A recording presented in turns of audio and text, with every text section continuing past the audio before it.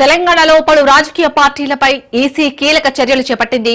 గత 6 ఏళ్లుగా ఎలాంటి ఎన్నికల్లోనూ పోటీ చేయకుండా కేవలం రిజిస్టర్డ్ పార్టీలుగా మాత్రమే కొనసాగుతున్న 13 పార్టీలకు షోకాజ్ నోటీసులు జారీ చేసింది. పార్టీ గుర్తింపునకు ఎందుకు రద్దు చేయకూడదో స్పష్టమైన కారణాలతో వివరణ ఇవ్వాలని ఈ నోటీసుల్లో ఆదేశించింది.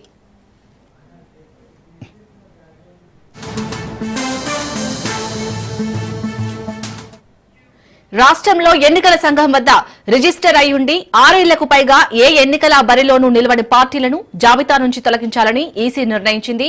ఈ ప్రక్రియలో భాగంగానే 13 పార్టీలను గుర్తించి చర్యలు ప్రారంభించింది. సంబంధిత పార్టీలకు నోటీసులు అందించే బాధ్యతను ఆయా జిల్లాల కలెక్టర్లు, జిల్లా ఎన్నికల అధికారులకు అప్పగించింది.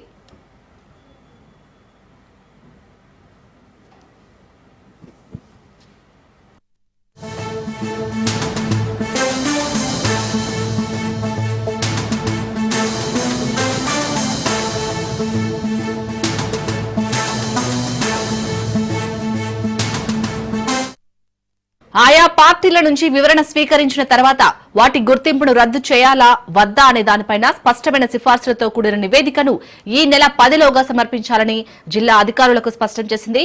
జిల్లాల నుంచి అందిన నివేదికల ఆధారంగా తుది నివేదికను కేంద్ర ఎన్నికల సంఘానికి పంపుతామని రాష్ట్ర ఎన్నికల ప్రధాన అధికారి సుదర్శన్ రెడ్డి తెలిపారు.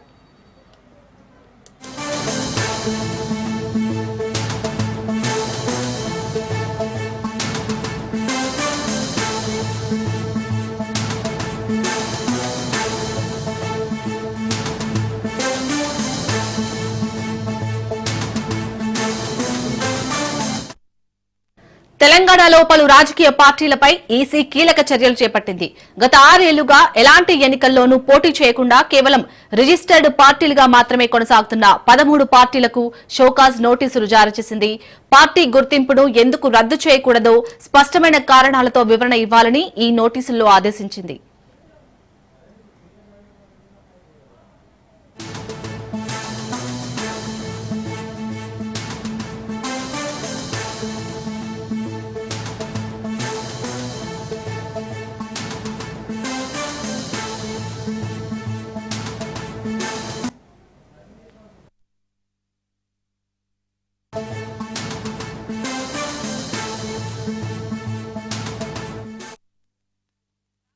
ఎన్నికల సంఘం వద్ద రిజిస్టర్ అయి ఉండి 6 ఏళ్లకు పైగా ఏ ఎన్నికల బరిలోనూ నిలవని పార్టీలను జాబితా నుంచి తొలగించాలని ఈసీ నిర్ణయించింది. ఈ ప్రక్రియలో భాగంగానే 13 పార్టీలను గుర్తించి చర్యలు ప్రారంభించింది. సంబంధిత పార్టీలకు నోటీసులు అందించే బాధ్యతను ఆయా జిల్లాల కలెక్టర్లు, జిల్లా ఎన్నికల అధికారులకు అప్పగించింది.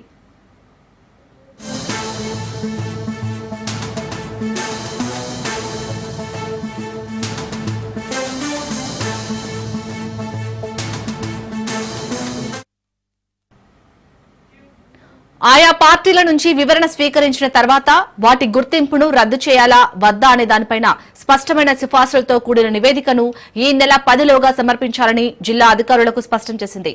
జిల్లాల నుంచి అందిన నివేదికల ఆధారంగా తుది నివేదికను కేంద్ర ఎన్నికల సంఘానికి పంపుతామని రాష్ట్ర ఎన్నికల ప్రధాన అధికారి సుదర్శన్ రెడ్డి తెలిపారు.